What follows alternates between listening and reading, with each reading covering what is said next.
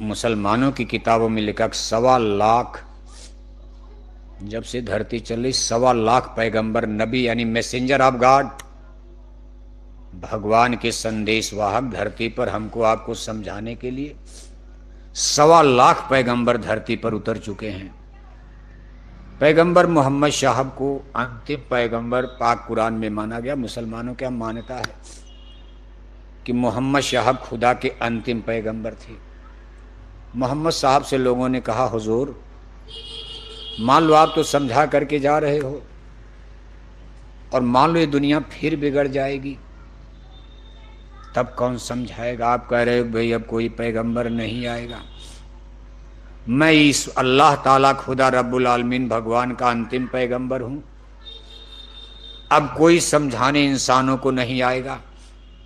तो मोहम्मद साहब ने जवाब दिया था कि अब खुदा का डंडा बजेगा, कयामत आएगी। मुसलमान लोगों को सुना रहे, मुसलमानों के यहाँ देखो, उनके यहाँ भी काफिला निकाल करके जमात लेकर मुसलमानों में सुना रहे, मुसलमानों संभल जाओ, कयामत आने वाली है, गुनाहों से करो तौबा, ये दुनिया मिटने वाली है। अगर मान लो ये विश्व युद्ध होता है तो अब की बार न्यूक्लियर वेपन्स का प्रयोग हो जाएगा। न्यूक्लियर वेपन जिनको परमाणु बम आप कहते हो, अभी देखा तो नहीं आपने है कभी उसका? एक बार अमेरिका ने गिराया था बहुत पहले, तब हम लोगों का जन्म नहीं था। सन 1945 में जापान पर गिरा दिया था 2 परमाणु बम और उसी में उसके 3 लाख लोग 2 घंटे में मर गए थे। अब तो उसके पास इतना सुपर परमाणु बम, हाइड्रोजन बम, कि अगर 2 बम बंबई ऐसे शहर पर गिरा दिया जाए 2-3 घंटे में बंबई जल जाएगी। और कितने परमाणु बम दुनिया में तमाम देशों ने बनाकर रख लिया। तीर तलवार बंदूक की लड़ाई तो गनीमत है, सेनाएं लड़ रही हैं, राजा महाराजा लड़ रहे हैं, लेकिन अब परमाणु बम का युद्ध अगर होगा, पाकिस्तान ने अपनी परमाणु मिसाइलों को दिल्ली बंबई पर सेट कर दिया, भारत ने अपनी परमाणु मिसाइलों को कराची लाहौर पिंडी पर सेट कर दिया। सब सेट करके लोग बैठ गए, बटन दबाना है। अगर ये परमाणु युद्ध होता है तो दुश्मन, गेहूं के खेत में परमाणु बम गिरा कर क्या लाभ मिलेगा? इतना महंगा परमाणु बम है, अरबों रुपए का परमाणु बम। एक एक परमाणु बम बनाने में अरबों रुपए खर्च होते हैं। इतना महंगा परमाणु बम अगर दुश्मन पर गिराया जाएगा तो गेहूं के खेत में, चने मटर के खेत में गिराने से क्या लाभ?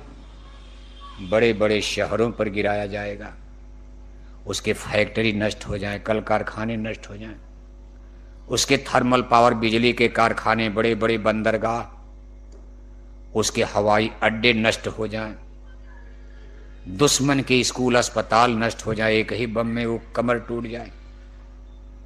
इसलिए शहरों को निशाना बनाया गया है। और आपके पड़ोस में पाकिस्तान के पास भी परमाणु बम है, इधर चीन के पास, जो हमारे दोनों दुश्मन हैं।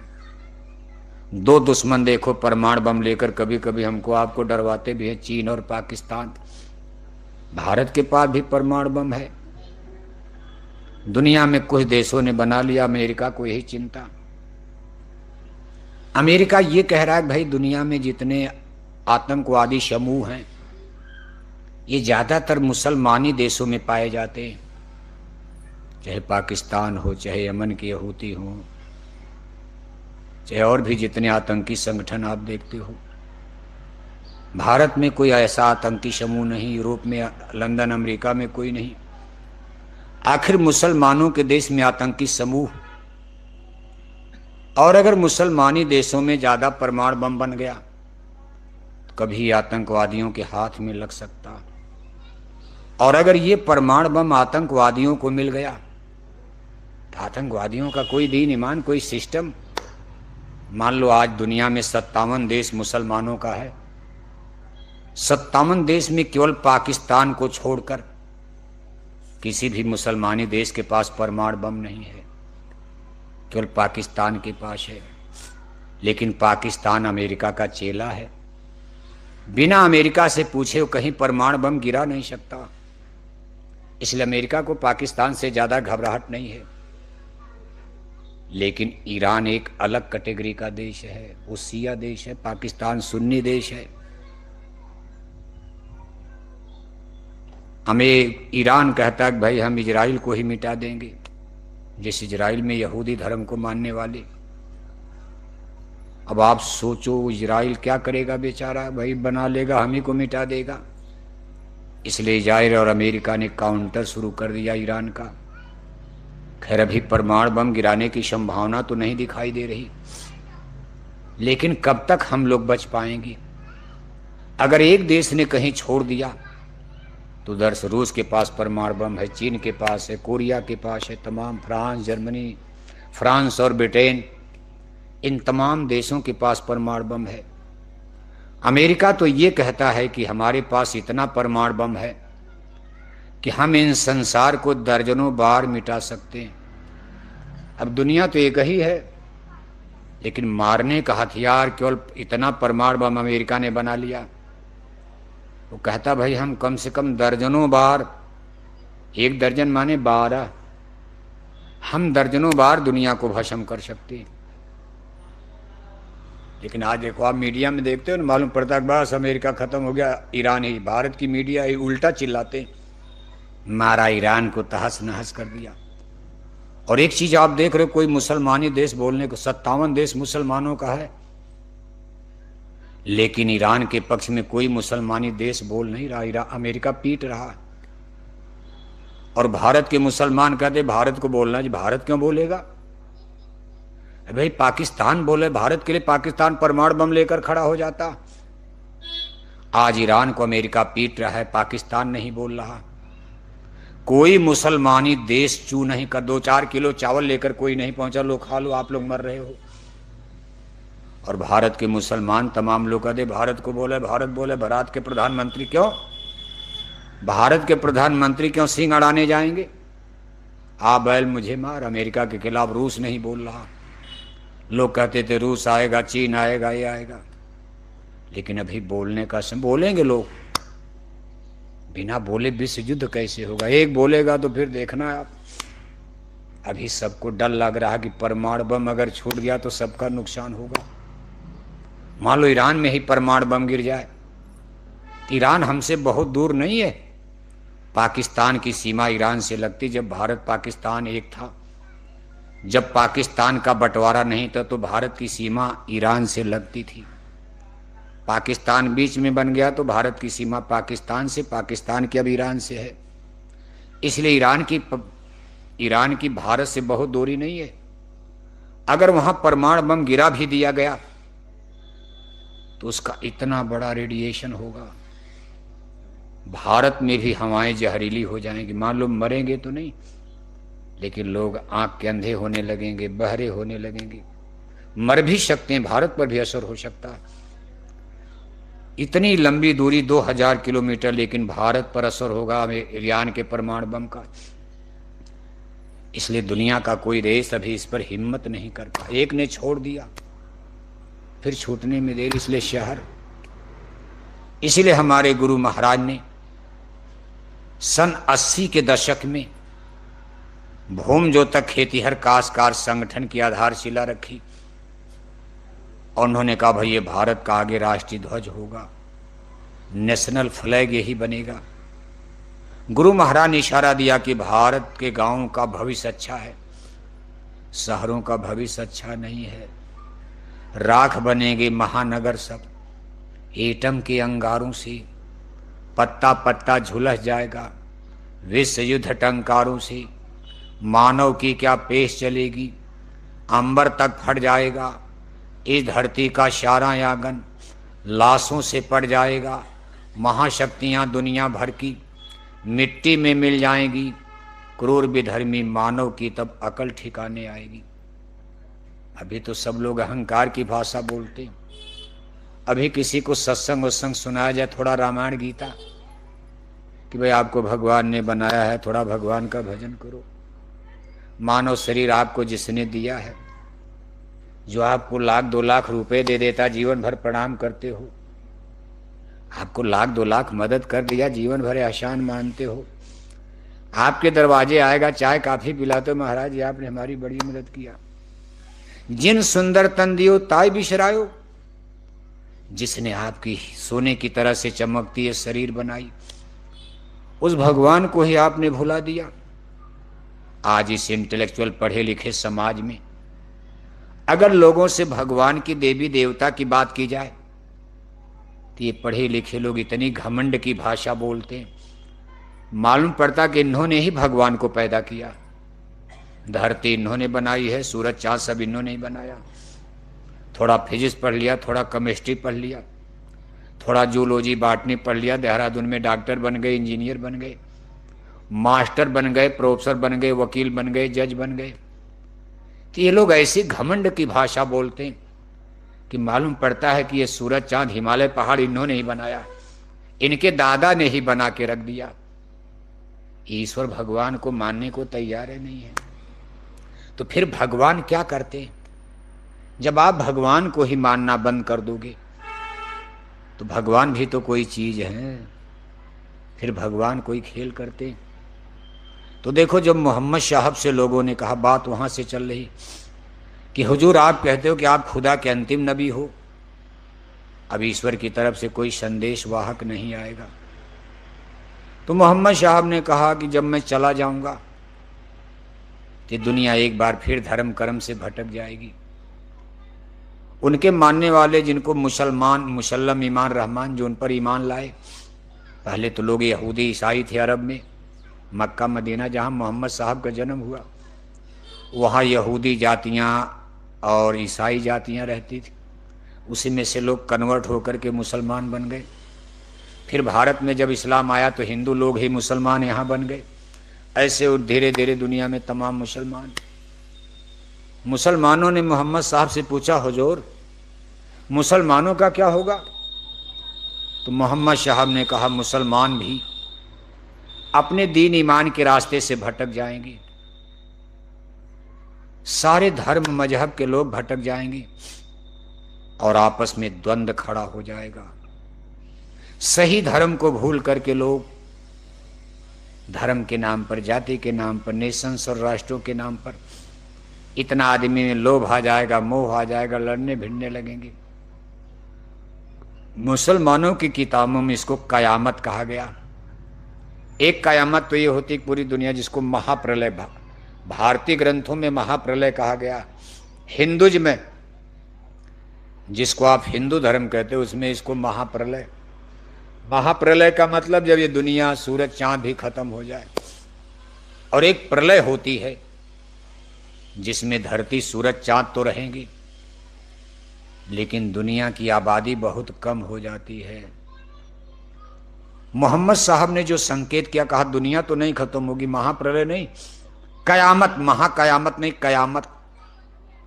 कयामत माने संसार में बहुत बड़ी प्रलय आएगी, बहुत बड़ी आबादी नष्ट हो जाएगी।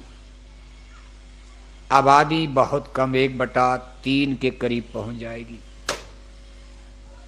यानी 2/3 लोग मारे जा चुके होंगे। ये मुसलमानों की किताबों में उन्होंने लिखा है।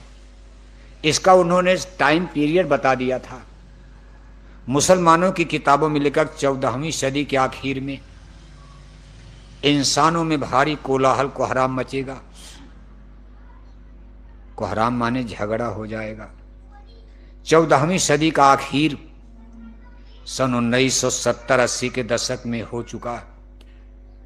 कहा उसी समय, कहा लोगों की रक्षा के लिए, कहा कुछ लोगों को भगवान को बचाना है। कहा नबी पैगंबर नहीं, एक फकीर यानी महात्मा धरती पर जन्म लेंगे। कहा 14वीं सदी के आखिर में इंसानों में भारी कोहलाल, कोहराम मचेगा। उस समय खुदा की तरफ से, भगवान की तरफ से एक फकीर का धरती पर जन्म होगा, जिनकी जुबान में प्रेम मोहब्बत झलकेगा, जिनकी जुबान सीरी यानी मीठी होगी।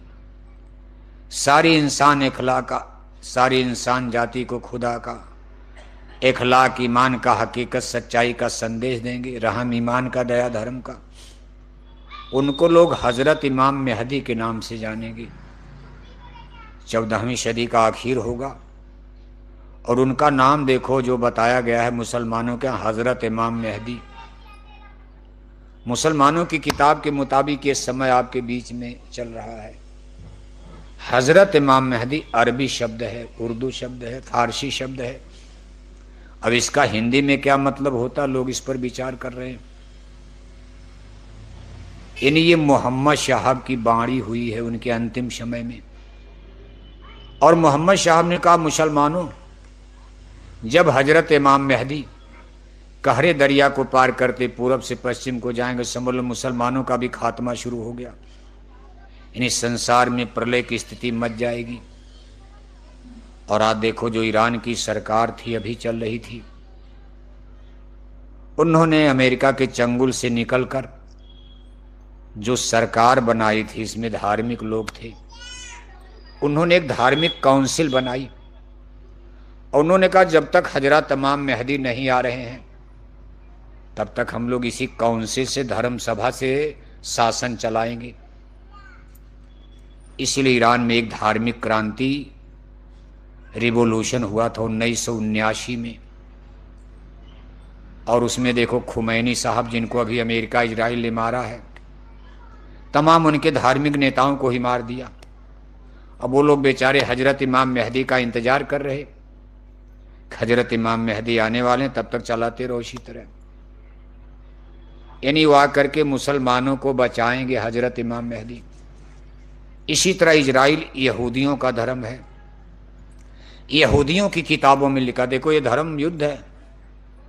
बात केवल डीजल पेट्रोल तेल के कुएं की नहीं, गैस की नहीं है कि सिलेंडर नहीं मिलेगा। ये धर्म युद्ध की स्थिति खड़ी हो गई। दुनिया के वैज्ञानिक, आदमी का बनाया जहाज चंदा मामा पर जा रहा। आज सब लोग इंटेलेक्चुअल हैं, ग्रेजुएट हैं, पढ़े लिखे हो, BA MA पास, इंजीनियर, डॉक्टर, बड़े बड़े लोग। लेकिन बात देखो धर्म युद्ध में जा रही। यहूदियों की किताब में, जो देश इजराइल है, यहूदियों का देश, उनकी किताबों में लिखा है कि जब वो समय आएगा, इजराइल को मारने के लिए दुश्मन खड़े होंगे। उस समय इजराइल को, यहूदी धर्म को बचाने के लिए एक मसीही पैदा होंगे। उनकी भी किताब लिख, जो इजराइल को बचाएंगे। एक मसीहा धरती पर पैदा होंगे और हमारे इजराइल को, यहूदी धर्म को बचाएंगे। इसी तरह अमेरिका जो क्रिश्चियनिटी यानी ईसाई धर्म है, उनकी बाइबल में लिखा है कि जब वो समय आएगा खराब, ईसाइयों को बचाने के लिए प्रभु यीशु मसीह, जिनको सूली पर चढ़ाया गया, वो प्रभु ईसा मसीह फिर उसी समय धरती पर आएंगे, ईसाई धर्म को बचाएंगे। अब सब धर्म तो अपनी अपनी बात का। हिंदू धर्म में क्या लिखा है? आप सब लोग हिंदू धर्म को मानने वाले बैठे हो। हिंदू धर्म की किताबों में लिखा है कि जब वो प्रलय का समय आएगा, एक निष्कलंकी, और उसको निष्कलंक अवतार कहा जाएगा। निष्कलंक माने जिस पर कोई दाग धब्बा कलंक नहीं लगेगा, वो भी आएंगे हिंदू धर्म में। सिख धर्म देखो, पंजाब में गुरु ग्रंथ साहब में क्या लिखा, कहा दिली तखत पर बहेगी वाह गुरु की फौज, फतेह दिला में शीश पर बड़ी करेंगी मौज, उदय अस्त जहां लग याकी बचे न कोई, बनेरी आया सागरी धरती ऊपर जी। सिखों की किताब में लिखा कि वाहे गुरु नानक जी महाराज ने कहा, हम हूं तो फिर आए वैधारम मनुष्य शरीर का, हम फिर आएंगे और सिख धर्म की रक्षा करेंगे। राधा स्वामी जी महाराज की किताबों में लिखा, राधा स्वामी मिशन, आप बहुत बड़ा भारत का मिशन, उन लोगों ने भी लिखा है कि आगे राधा स्वामी जी महाराज का जन्म होगा और एक राज परिवार में होगा। राधा स्वामी जी महाराज का पिछला जन्म अवतार आगरे शहर की पन्नी गली में एक खत्री बनिया परिवार में, हिंदू परिवार में हुआ था, खत्री बनिया। लेकिन राधा स्वामी महाराज की किताबों में लिखा उनके धर्म गुरुओं ने, अगली बार राधा स्वामी जी महाराज का अवतार एक राज परिवार में, राजा के घर में होगा। राजा माने बड़ा आदमी। हमारे गुरु महाराज ने क्या कहा है, हमारी भी बात को सुन लो। हमारे गुरु महाराज ने कहा कि जब ये समय आएगा खराब, तो महाबली एक शासक होगा, धर्म मुकुट सिर पर धारेगा, धरा से देगा पाप हटाए। अब सब धर्मों की जो वाणियां हैं, ग्रंथ हैं, गलत नहीं हो सकते। किसी भी महापुरुष की वाणी कभी गलत नहीं होती। चाहे मोहम्मद साहब ने कहा, चाहे प्रभु ईसा मसीह ने कहा, चाहे यहूदियों की किताब में लिखा, चाहे गुरु नानक ने कहा, चाहे राधा स्वामी जी महाराज की किताबों में लिखा गया, सबकी वाणी सच है। लेकिन सब ये लोग एक ही के लिए लिख रहे हैं। जैसे भाषाएं होती हैं, आप सूरज को हो, कोई सूरज को सन कह देता, अरबी भाषा में सूरज को आफताब कहा जाता, लेकिन सूरज कई नहीं होता। इसी तरह से केवल भाषाओं का डिफरेंस है, और सबने टाइम पीरियड एक ही बताया, और सब कह रहे हैं भाई धर्म की रक्षा के लिए आएंगे। किस धर्म की रक्षा? मुर्गी अंडा खाने वाला धर्म बचाने भगवान आएंगे? कभी इसी धर्म का तो नाश करने आएंगे। और भगवान जी धर्म की रक्षा करेंगे, उसको सनातन धर्म कहा गया। चाहे यहूदियों की किताब पढ़ो, चाहे बाइबल पढ़ो, चाहे रामायण पढ़ो, चाहे गीता पढ़ो, चाहे राधा स्वामी जी महाराज की किताब पढ़ो, चाहे गुरु ग्रंथ साहब नानक जी महाराज की पढ़ो, जितने स्पिरिचुअल पर्सन्स, स्पिरिचुअल पावर इस धरती पर जन्म लिए, सबने वेजिटेरियन लाइफ सिस्टम, शाकाहारी धर्म का प्रचार किया, उसकी रक्षा किया। और सभी धर्मों का मत है कि इसको बचाने के लिए फिर धरती पर प्रभु आएंगे, अपनी शक्ति यहाँ भेजेंगे, उनका आविर्भाव होगा। और ये समय देखो यही चल रहा है। इसलिए देखो, इस दुनिया का सबसे सुपर पावर अमेरिका, जिसके बनाए जहाज चंदा मामा तक जा रहे, वहां भी मिस्टर डोनाल्ड ट्रंप के लिए पूजा हो रही थी। आपने फोटो देखा होगा मोबाइल पर। ईसाई मिशनरियों के बड़े बड़े धर्मगुरु एक दिन उनको लेकर पूजा कर रहे थे, उनके सर पर हाथ रख करके प्रभु यीशु बोल करके कि युद्ध में आपकी विजय हो, आप बचाओ बचाओ बचाओ। कहने का कुल मतलब यह है कि धर्म की धुरी फिर घूम रही है और दुनिया को धर्म मानना पड़ेगा। लेकिन ये धर्म नहीं जो वर्तमान में। धरती पर धर्म तो एक ही होता, मनुष्य एक ही है। जिस दिन ईश्वर ने हमको आपको धरती पर जन्म दिया, हमको माने हमारे पूर्वजों को, मानव जाति का जिस दिन धरती पर जन्म हुआ, आविर्भाव हुआ, जैसे वर्जिन ऑफ यूनिवर्स ब्रह्मांड बना, ब्रह्मांड माने सूरज चांद तारे सब बनाए। इसके बाद वर्जिन ऑफ हेथ, ब्रह्मांड के कोने में परमात्मा ने धरती माता का निर्माण कर दिया। फिर वर्जिन ऑफ लाइफ, इस धरती पर हम मनुष्यों का जन्म हुआ। जिस दिन भगवान ने मनुष्यों को धरती पर पैदा किया, उस दिन भगवान की तरफ से कई जाति बनाई गई हैं? जोर से बोलो, कई जाति बनाई गई? देखो हमारी तरफ भगवान ने कई जाति बनाई थी शुरू में? कई जाति? एक औरत बनाया, एक ये दो जातियां भगवान ने बनाई, औरत बनाया, मर्द बनाया। यहां भी आप बंटवारा देख रहे हो, आप एक तरफ बैठे एक तरफ बैठे, इनको मिक्सचर कर पाओगे आप? अब कहोगे औरत को मर्द बना दिया, जब हमारा कपड़ा पहनाने से बन जाएंगे। इनका कपड़ा इनको पहना दो, इनका कपड़ा इनको पहना दो, तो ये औरत से मर्द हो जाएंगे, मर्द से औरत हो जाएंगे। कपड़ा तो बहुत पहना दिया, लेकिन कोई डिफरेंस? बात तो वही है। आज भी कुछ काम ऐसा जो औरतें कर देंगी पुरुष नहीं कर पाएंगे, कुछ काम ऐसा है जो पुरुष कर देंगे औरतें नहीं कर पाएंगी। नेचुरली डिवाइडेशन है, ईश्वर और भगवान का बंटवारा हुआ है। औरत और मर्द बना, आप तो कितनी जाति कितने धर्म।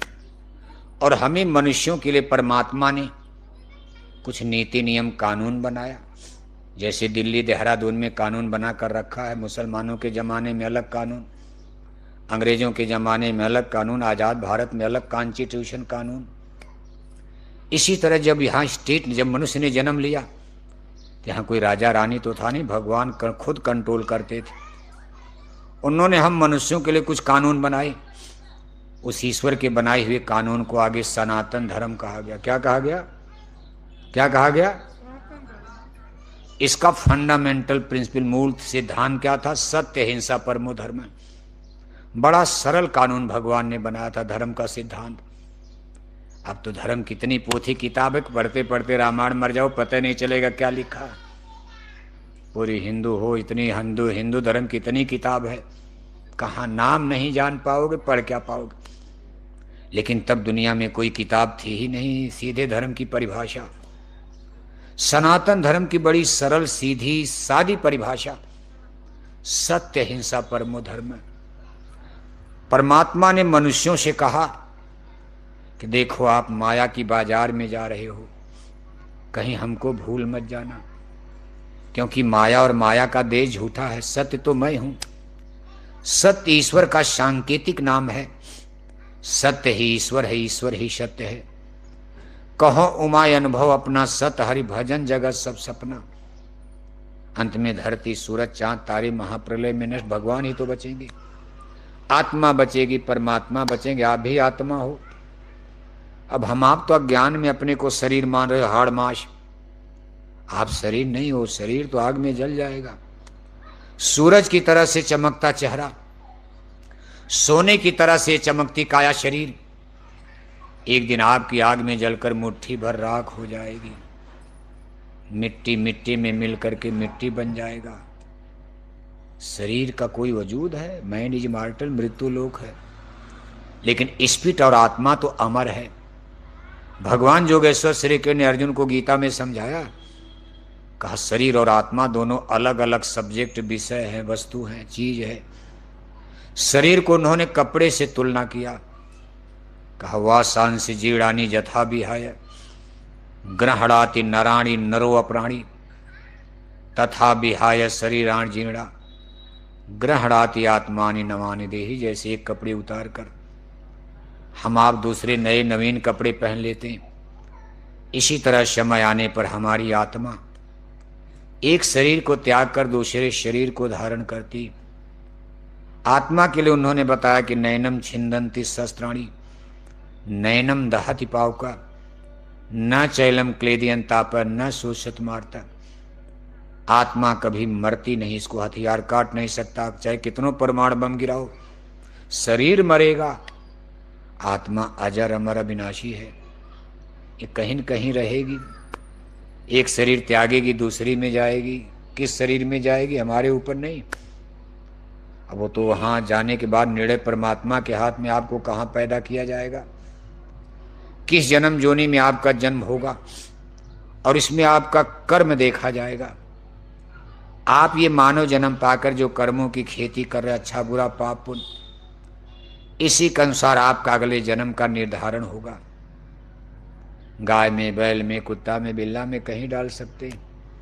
इसको 4 खान 84 लाख जन्म जोनी का नियम बताया गया। आप रामायण पढ़ते हो, लिखा आकर 4 लक्ष 84 योनि भ्रमत ये जीव अविनाशी। ये आत्मा जन्म मरण में कितने युग से इसी तरह भटक रही, आगे भी भटकती रहेगी।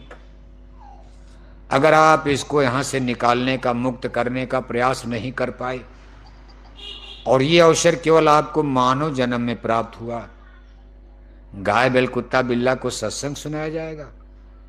मनुष्य को सुनाया जा सकता, पढ़ाया जा सकता, मनुष्य को सिखाया जा सकता। आप पर सत्संग का, ज्ञान का, विद्या का असर होगा, शिक्षा का। लेकिन आप लाकर किसी में गाय कुत्ता, अपने घर का कुत्ता बैठा दो, कितनों रामायण गीता सुना, उस पर कोई असर पड़ेगा? आत्मा तो उसमें भी है, लेकिन वहां उनका ब्रेन, माइंड, दिमाग उसका डेवलप नहीं हो सकता। लेकिन मनुष्य शरीर को प्रभु ने ऐसे सिस्टम से बनाया, इसमें हमारा आपका इंटेलेक्चुअल डेवलप और हमारा आपका स्पिरिचुअल डेवलप, बौद्धिक विकास भी हो सकता, जिसके लिए स्कूल कॉलेज यूनिवर्सिटी खुला है। आप वहाँ जाओगे, हिंदी की जगह अंग्रेजी पढ़ लोगे, फिजिक्स केमिस्ट्री पढ़ लोगे। इसको कहते हैं फिजिक्स भौतिकी विकास। संतों के स्कूल में जाओगे, जिसको सत्संग कहते, तो आपका स्पिरिचुअल डेवलप, आध्यात्मिक विकास। आप अपनी आत्मा के बारे में जानने लगोगे, समझना शुरू कर दोगे आप। और संतों महात्माओं के स्कूल में बैठ करके धीरे धीरे अगर आप आध्यात्मिक कसरत अभ्यास करना शुरू कर दोगे, तो आपकी आत्मा जगनी शुरू हो जाएगी। जैसे बुद्धि का विकास होता है ऐसे आत्मा का विकास, दोनों विषय अलग अलग। स्कूल कॉलेज यूनिवर्सिटी में केवल बुद्धि का विकास होता, इसमें आत्मा नदारद, आत्मा के बारे में कुछ फिजिक्स में थोड़ा बताया जाएगा। इंजीनियर डॉक्टर कोई आत्मा के बारे में जानता है? स्कूल कॉलेज के मास्टर प्रोफेसर आपको फिजिक्स केमिस्ट्री ABCD पढ़ाएंगे, ज्योग्राफी हिस्ट्री पढ़ाएंगे, आत्मा परमात्मा के बारे में क्या बताएंगे? इसके लिए संतों का स्कूल सत्संग है। अगर उसमें आप आते जाते रहोगे तो धीरे धीरे समझने लगोगे, जानने लगोगे, कुछ आपकी समझ में आने भाई आत्मा क्या है, कैसे जगेगी। इसलिए कहा सत्संग महिमा है ति भारी, बड़े भाग पायो सत्संगा, विनय प्रयास हो भव भंगा। सत्संग की बहुत बड़ी महिमा। सत्संग माने केवल कथा कीर्तन है, घंटी घंटा बजाना सत्संग नहीं है। सत्संग माने शिक्षा है, ज्ञान है। आप बहुत काल जब कर सत्संगा, तब हुई हैं सब संशय भंगा। धीरे धीरे कुछ दिन तक पढ़ोगे समझोगे तब तो। अब एक दिन के सत्संग में तो आप विद्यार्थी स्कूल में जाता काका गागा एक दिन में नहीं पढ़ पाएगा। अब एक ही दिन में आप कहोगे नहीं पूरी बात समझ जाए, सत्संग में आत्मा परमात्मा जीवन पर्यंत का विषय है। समय निकाल कर जब भी आपको अवसर मिले संतों महात्माओं का सत्संग करो। और इसलिए जरूरी है इस चीज को जानना समझना कि आपको यहां से चलना है। देहरादून आपका नहीं है, ये जमीन जायदाद बगीचे आपके नहीं, कोठी हवेली आपकी नहीं है। आप भले कहो कि मेरा है मेरा है, आप कहते भाई ये जमीन हमारी है, गन्ने का खेत हमारा, ये सब्जी का खेत हमारा है, कोठी हमारी है, जमीन हमारी है। लेकिन आपके पहले भी लोग कहते थे मेरा है मेरा है। आज वो लोग इसको छोड़ करके अलविदा कर गए, चले गए। गन्ने का खात यही है, सब्जी का खेत यही है, कोठी हवेली जंगल पर्वत पहाड़ यहीं पड़े हैं। अब आप कहते हो भाई नहीं हमारा है, 10-20 साल में आप भी निपट जाओगे, फिर आपके बेटा बेटी कहेंगे हमारा है। इस तरह से हमारा हमारा करते करते मानव जाति की अनगिनत पीढ़ियों ने जन्म लिया और अनगिनत पीढ़ियां मौत को प्राप्त हो गई। लेकिन देहरादून यहीं पड़ा और इसी पर दावा करते करते कितने युद्ध हो गए, कितनी लड़ाई हो गई, कितने मर गए, कट गए, पिट गए। जंगल पहाड़ जमीन तो यहीं खड़ी है, सब कुछ। लोग आते रहे जाते रहे, हम लोग भी चले जाएंगे। ना घर तेरा ना घर मेरा, ये चिड़िया रैन बसेरा। कहाँ जाते हैं मौत के बाद? वो लोग कहाँ गए आखिर? कहाँ राजा गए, कहाँ महाराजा गए? मरे तो सब लोग, एक राजा था एक रानी, मर गए राजा मर गए रानी, हो गई खत्म। सबके किस्से कहानी मिट गए। लोग कहाँ? अगर आत्मा अमर है तो लोग कहाँ होंगे? कभी सोचा आपने? वैसे हम आप तो देखो सब लोग हिंदू बैठे हो, इसमें कोई मुसलमान तो नहीं है, और अभी मुसलमानों को सुनाने का समय भी नहीं है। देहरादून में भी बहुत मुसलमान हैं तो बहुत कम, लेकिन फिर भी रहते हैं। लेकिन अभी देहरादून के मुसलमानों को सुनाने का समय 8 या 9 बरस के बाद आ रहा। कै बरस? जोर से बोलो। आप कहोगे बाबा तब तो प्रचार करते करते हम लोग मर ही जाएंगे। अरे आप मर जाओगे क्या आसमान टूट जाएगा? राम चले गए दुनिया चल रही, किरण चले गए दुनिया चल रही, गांधी सुभाष चले गए भारत चल रहा, प्रधानमंत्री मुख्यमंत्री कितने मर गए, इंडिया चल रही। हमारे लाखों सत्संगी प्रचार करते करते मर गए, लेकिन देहरादून में प्रचार की कोई कमी है? युवा संगत तैयार, हम लोग मर जाएंगे, युवा संगत खड़ी हो रही। छोटे छोटे बच्चे देखो शाकाहारी जैकेट पहन